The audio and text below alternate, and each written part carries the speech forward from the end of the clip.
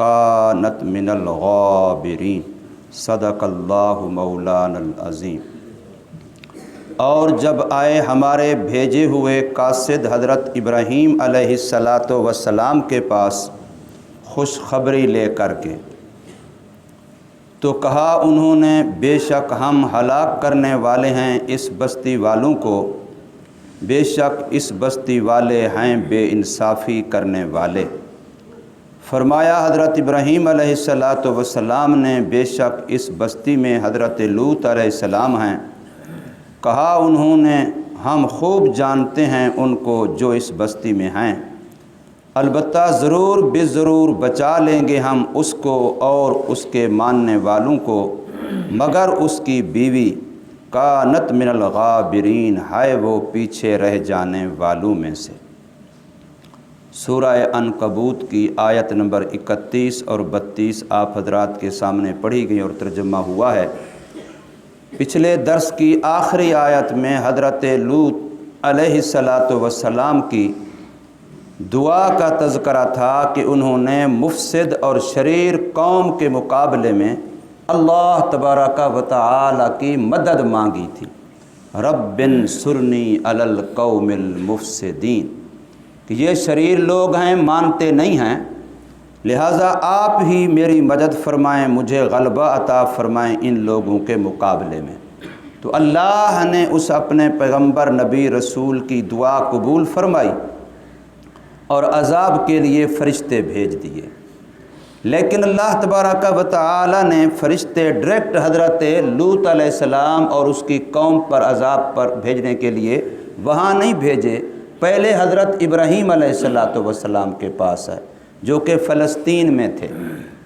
فرشتے پہلے ان کے پاس پہنچے اور بظاہر مقصد یہ کہ آپ کو ہم بیٹے کی خوشخبری دینے کے لیے آئے ہیں، لیکن ساتھ ہی ان کو اطلاع دی کہ اصل ہمارا سفر سدوم اور عامرہ کی بستیوں کی طرف ہے، جہاں قوم لوط رہتی ہے جو گندے حرکات اور گندے اعمال میں مبتلا ہے اور وقت کے نبی اور پیغمبر کی دعوت کو قبول نہیں کیا، لہٰذا اصل ہمارا مقصد ان پر عذاب ہے۔ تو حضرت ابراہیم علیہ السلام کا یہاں جو قصہ واقعہ پیش آیا، اس میں پہلی بات تو یہ معلوم ہوتی ہے قرآن مجید سے کہ حضرت ابراہیم علیہ السلام کے پاس یہ فرشتے آئے، انسانی شکل میں تھے، 3 تھے۔ انہوں نے ان کو انسان ہی سمجھا، انہوں نے بالکل ذرا خیال بھی نہیں آیا کہ یہ فرشتے ہیں، انہوں نے ان کو انسان سمجھا، اور انسان سمجھا، مسافر سمجھا، کچھ بھی بات نہیں کی، پہلے ان کے لیے کھانے کا انتظام کیا، یہ قرآن مجید کے اندر ہے، اور فوراً وہ کھانا لے کے آئے، اور کھانا لانے کے بعد جب دیکھا کہ یہ تو کھانے کی طرف ہاتھ ہی نہیں بڑھا رہے، کھانے کو ہاتھ ہی نہیں لگا رہے، تو پھر ابراہیم علیہ السلام کے بارے میں قرآن کہتا ہے فَأَوْجَسَ فِي نَفْسِهِ خِیفَةً، انہوں نے پھر اپنے دل میں ڈر محسوس کیا، یہ کیا بات ہے، مہمان ہیں، انجانے ہیں، کوئی وطن علاقے کے نہیں ہیں، ظاہر دور سے سفر کر کے آئے ہوں گے، مگر کھانے کو ہاتھ نہیں لگا رہے، اور اس علاقے کی اس وقت کی، آج تو خیر ہم لوگ نمک حرام بن گئے ہیں، اس وقت کے لوگ نمک حلال تھے۔ یہ اصول تھا کہ جس کو نقصان پہنچانا ہے جان کا یا مال کا، دشمنی کرنی ہے، اس کے گھر کا پانی نہیں پینا، اس کے گھر کا کھانا نہیں کھانا، اس کی کوئی نمک نہیں کھانی، اگر اس کا نمک کھا لیا تو پھر نمک حرامی نہیں کرنی، پھر اس کا نقصان نہیں کرنا۔ آج ہمارا حال تو یہ ہے کہ جس کا نقصان پہنچانا ہو اسی کے بغل میں گھس جاؤ، اسی کے ساتھ دوستیاں لگا لو، اور دوستی کے شکل میں کھانا بھی اسی کا، چیز بھی اسی کی، پھر نقصان بھی۔ میں اس لیے کہا کرتا ہوں کہ اکثر آج ہمارا حال یہ ہے کہ ہم جس برتن میں کھاتے ہیں اسی میں پیشاب کرتے ہیں، ہم یہ نہیں سوچتے کہ انسانی شرافت بھی کوئی چیز ہے۔ وہ مسلمان نہیں تھے، لیکن انسانیت اتنا تھی کہ یار اس کے گھر کا پانی پیا ہے، یہاں ان کا نقصان کریں، یہ ضمیر ملامت کرتا ہے، ان کے گھر کا کھانا کھایا ہے، اسے ہم کہتے ہیں نمک حلالی کرنا، کہ جس گھر کا نمک کھایا ہے وہاں کا تو حیا کرو، اس کا تو کچھ لحاظ کرو۔ تو ابراہیم علیہ السلام نے سمجھا کہ جب یہ میرے گھر کا کھانا وانا نہیں کھا رہے، لگتا ہے کوئی عزائم ان کے ٹھیک نہیں ہیں، تو دل ہی دل میں خوف سا محسوس ہوا، اور اس کا چہرے سے اثر محسوس ہوا تو فرشتے سمجھ گئے. انہوں نے فوراً کہا لا تخف، ڈریے نہیں، ہم فرشتے ہیں، کھانا پینا یہ دنیاوی یہ ہماری ضرورت نہیں ہے، اور ہم آپ کے پاس آئے ہیں، پہلا کام یہ کہ آپ کو بیٹے کی خوشخبری دیتے ہیں. قرآن مجید کے اندر موجود ہے کہ ان کی یہ آواز ان کی بیوی حضرت سارہ کے کان میں پڑ گئی. قرآن یہ کہتا ہے کہ وہ دروازے کے قریب تھی اور ان کے کان میں یہ آواز پڑ گئی کہ انہوں نے بیٹے کی بات کی ہے اور ہماری عمر اتنا بڑی ہو چکی ہے اور اب ہمیں اولاد کی بظاہر جسمانی لحاظ سے سکت نہیں ہے ہمارے اندر. تو انہوں نے فوراً تعجب کے طور پہ، قرآن مجید کہتا ہے کہ وہ ہنسی اور پھر اپنے چہرے پہ ہاتھ مارا جیسے انسان کہتا ہے یہ کیا اس بڑھاپے میں. اب یہ ان کا چہرے پہ ہاتھ لے جانا، یہ تعجب کرنا، یہ خوشی کا تھا، غم کا نہیں تھا. اور یہ میں اس لیے کہہ رہا ہوں کہ آپ نے تو کتابیں پتہ نہیں پڑھی کہ نہیں، شیعہ حضرات نے اپنی کتابوں میں اپنے ماتم کے ثبوت کے لیے اس آیت کو پیش کیا ہے. وہ جی ابراہیم علیہ السلام کی بیوی نے ماتم کیا تھا، فسکت وجہا، اس نے اپنے چہرے پہ ہاتھ نہیں مارا تھا. تو ہم اگر اپنے چہروں پہ ہاتھ مارتے ہیں تو یہ ماتم تو قرآن سے ثابت ہے، یہ تو ابراہیم علیہ السلام کی بیوی نے کیا تھا. تو یاد رکھیے یہ کرتے ہیں غم کے لیے اور انہوں نے کیا تھا خوشی کے لیے. خوشی کے لیے ماتم کون کرتا ہے؟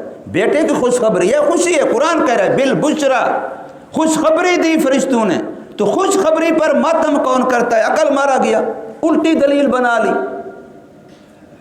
وہاں تو یہ ہے کہ جیسے انسان کو خلاف توقع کوئی بات پیش آتی ہے تو خصوصاً عورتوں میں عموماً یہ ہے فوراً یوں کرتی ہیں یہ کیا ہوا، ایسی بات جس کا کوئی توقع نہیں ہے، عقلاً یہ بات بظاہر ہے نہیں. پھر آگے پوچھا کیا اسی طرح ہمارے بڑھاپے میں رہتے ہوئے اللہ اولاد دے گا یا ہمارا بڑھاپا جوانی سے بدل جائے گا؟ تو اللہ نے فرمایا ایسے ہی رہو گے، تمہارا بڑھاپا بڑھاپا ہی رہے گا اور اللہ اولاد دے گا. یہ حضرت اسحاق علیہ السلام کی بشارت تھی، چونکہ حضرت سارہ حضرت اسحاق کی امی ہیں، حضرت اسماعیل علیہ السلام کی امی حضرت ہاجرہ ہیں. تو ایک تو یہ بات پیش آئی.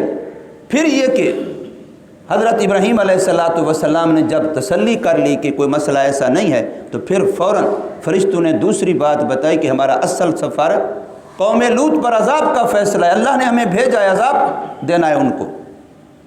تو ابراہیم علیہ السلام نے فوراً سوال کیا کہ وہاں تو لوط ہیں، وہ میرا بھتیجا ہے، اللہ کا نبی ہے، سچے دین کا پیروکار ہے، وہ دین کا مبلغ ہے، دین کا دائی ہے، تو ان کا کیا بنے گا؟ وہاں تو اللہ کا ایک نیک بندہ موجود ہے.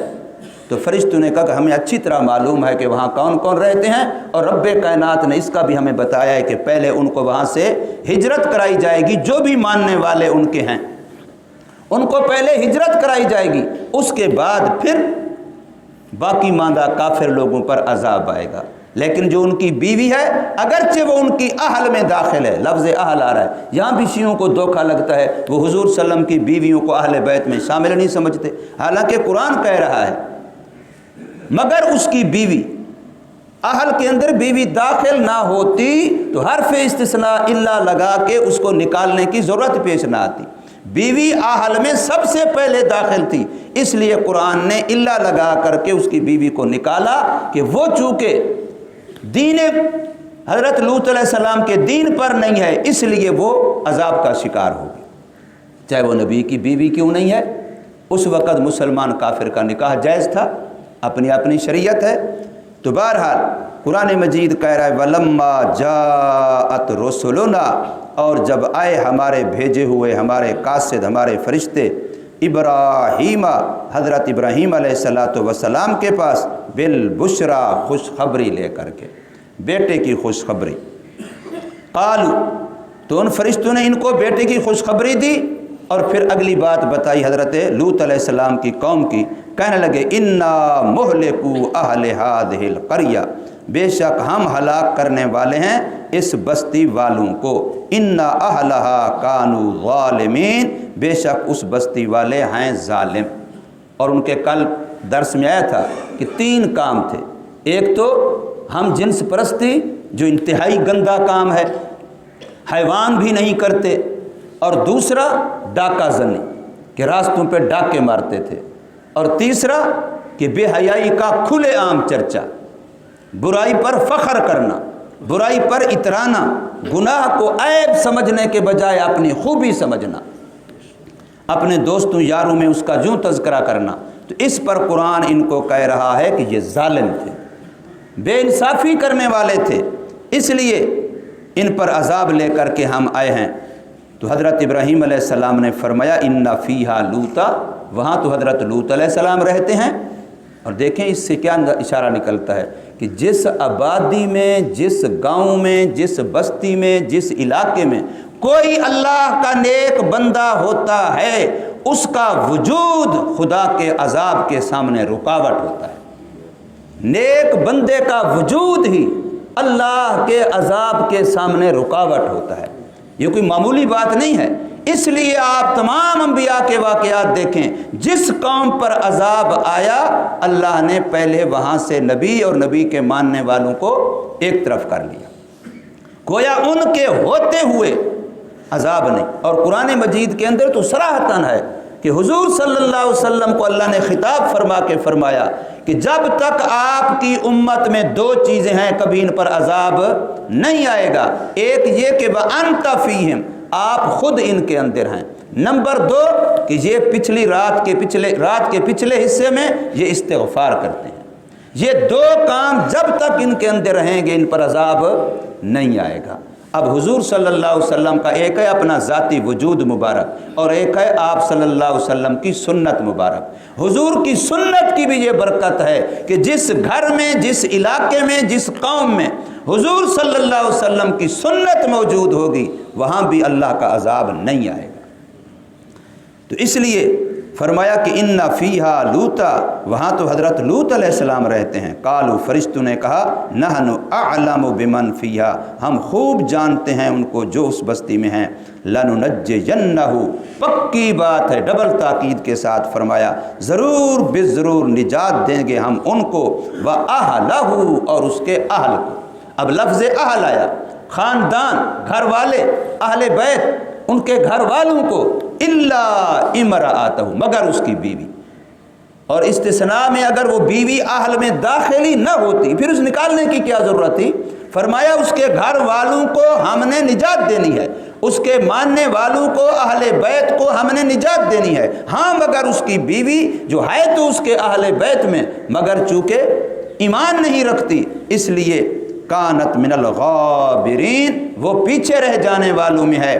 اللہ نے لوط علیہ السلام سے فرمایا آپ رات کے پچھلے حصے میں صبح ہونے سے پہلے یہاں سے ہجرت کریں، اور صبح ہونے کے بعد ان پر عذاب آئے گا۔ اور عذاب کیسے آیا آپ نے کئی مرتبہ سنا۔ حضرت جبریل علیہ السلام فرماتے ہیں اللہ نے مجھے 600 پر دیے، اور 600 پروں میں سے اگر میں ایک پر کو پھیلاؤں تو پورا افق اور کنارہ یوں پورے کا پورا زمین کا بھر جائے، آسمان کا کچھ بھی نظر نہ آئے، اتنا بڑے میرے پر ہیں۔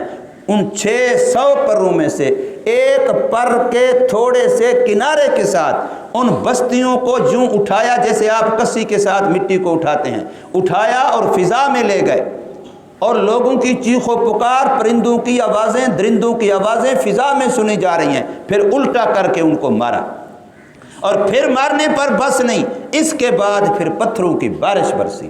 آج تک بھی وہ علاقہ بحر لوط اور بحر مردار کے نام سے مشہور ہے، وہاں کوئی انسانی آبادی آج بھی نہیں ہے۔ وہاں بحر لوط کے نام سے اور بحر مردار کے نام سے آج بھی وہ جگہ سدوم والی اور عامرہ کی بستی والی جو لوگ سیاح وغیرہ جاتے ہیں، لکھا ہے تفسیروں میں، آج بھی وہ ویسے ہیں۔ اور حضور صلی اللہ علیہ وسلم نے ایسی جگہوں کے بارے میں فرمایا کہ جب یہاں سے کہیں گزرنا بھی پڑے تو سر جھکا کے جلدی سے گزر جایا کرو، اللہ کے عذاب کی جگہ ہے۔ عبرت حاصل کرتے ہوئے اللہ تبارک و تعالی ہمیں سمجھ نصیب فرمائے، عمل کی توفیق دے۔